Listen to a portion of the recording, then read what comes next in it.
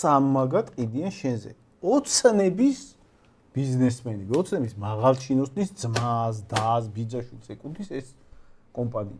ის სამაგი მშვენივრად ხვდები რა ხდება?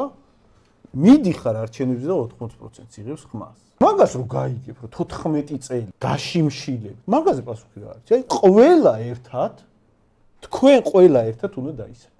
აი ყველას ერთად აგერ აი სხვას ვაძლევ ხმას. ეგ არის გამოსვლა. ესენი ამათ ევალებოდათ მოეწყოთ ისეთი მთავრობა, რომ საჭმელის ყიდვა შეგიძლიათ. არ მოაწყეს და გაირკვა თან აღიარების დონეზე, რომ ხელოვნურად გაგიძვიეს. შენ სანამ მასეც რაღაცა თავს გამოიშტერებ, რომ აი იცი რა, ეხლა ცოტა იცი რა, აი აბა ეხლა არ გინდა კარგი 14 წლის თავზე. არ იცი ხდება კაცო კაი. 14 წელი ვიღაცა თუ მაგალითად ნარკოტიკებით ვაჭრობდა ქვეყანაში და დაწამლა ახალგაზრდობა და ვიღაცამ გარდაიცვალენ, თაობა დაიღუპა და მე თვითონ გამოვიდნენ და ეს რა იყო კაცო? ეს აღმაშფოთებელი ეს რას კადრულობ? არა, მაგაზე უარესი გაპრავებებიც. ყველას უნდა დაარტყა.